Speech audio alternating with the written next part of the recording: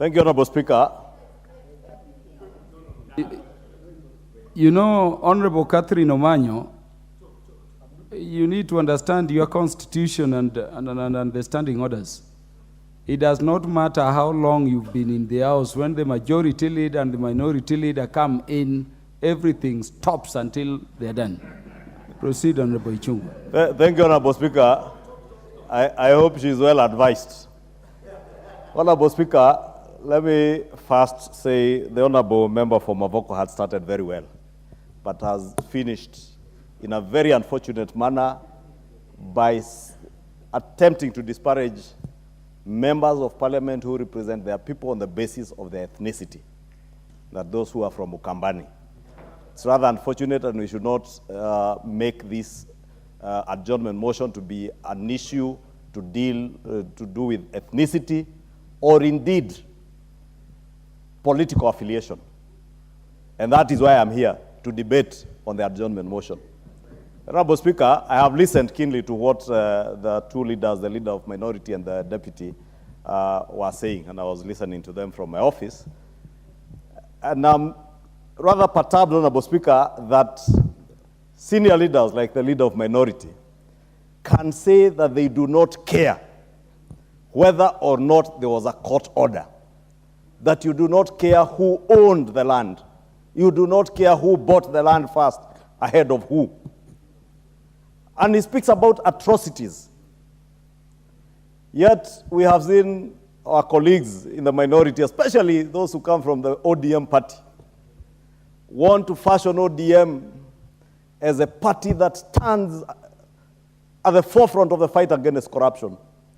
How then would you not care when public land is being grabbed if there are people who are visiting atrocities on the people of Mavoko and anywhere else? It is land grabbers who are grabbing public land with impunity. Honorable Speaker, we must also bring to question the role of government officers in land grabbing. When land was being grabbed from Portland Cement, because there is no question as to who owns the land. The land is owned by the East African Portland Cement Company. And even the Honorable Robert Mbui knows that. He also knows that there are leaders, current leaders and former leaders in the region, including former members of parliament, former county council chairmen, former councillors who grabbed this land and have sold the land to innocent buyers, Honorable Speaker. Honorable Speaker, it is one thing to come and pontificate here and in political rallies and funerals on the fight against corruption, then come to this house and seek to defend corruption and land grabbing.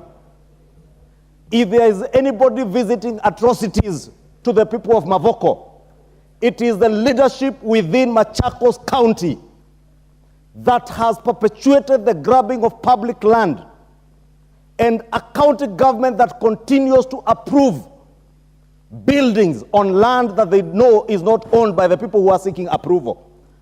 How did they build houses that are approved by the county government of Machakos without requisite ownership documents, including a title deed? Those are the people who have visited atrocities on the people of Machakos and Mavoko. The governor Machakos County, former chairman of county councils in Mavoko, like the member for Mavoko, who is a former chairman of the county council, must be held to account.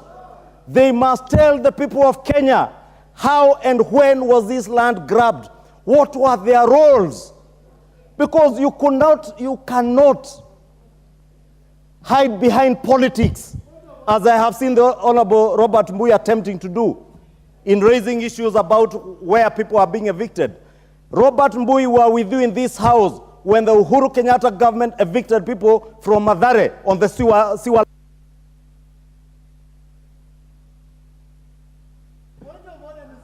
The majority leader will have 2 additional minutes to conclude.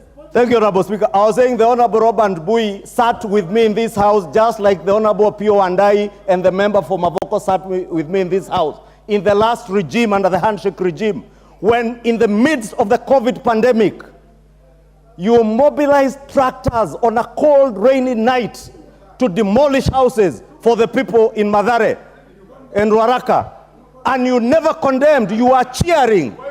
I do not stand here today to cheer the demolition of houses. I stand here today to tell you, you must never ever defend corruption. You must never defend land grabbing. You must be at the forefront as leaders in this house to defend the sanctity not just of a title deed, but also the sanctity of court orders.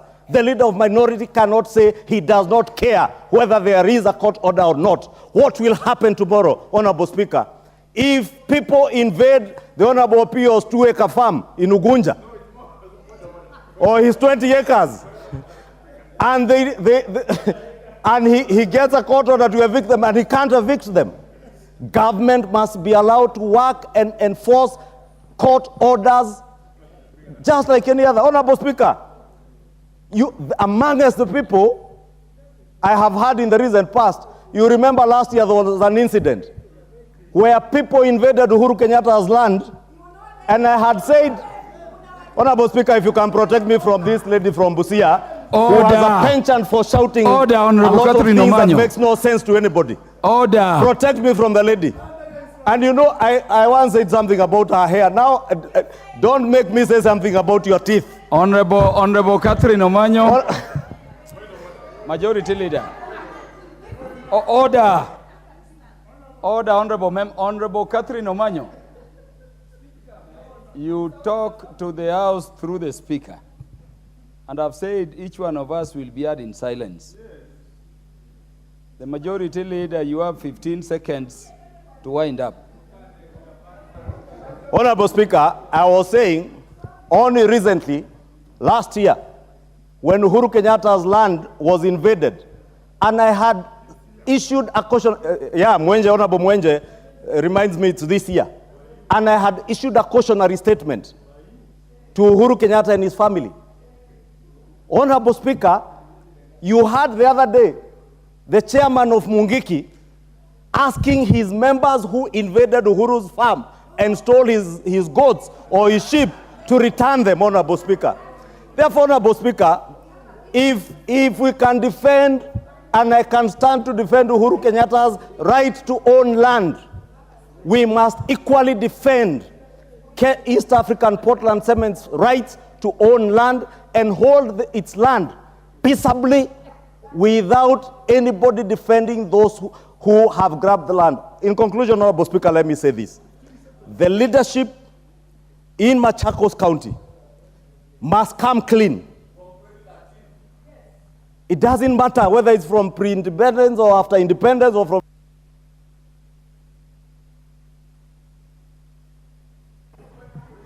Honorable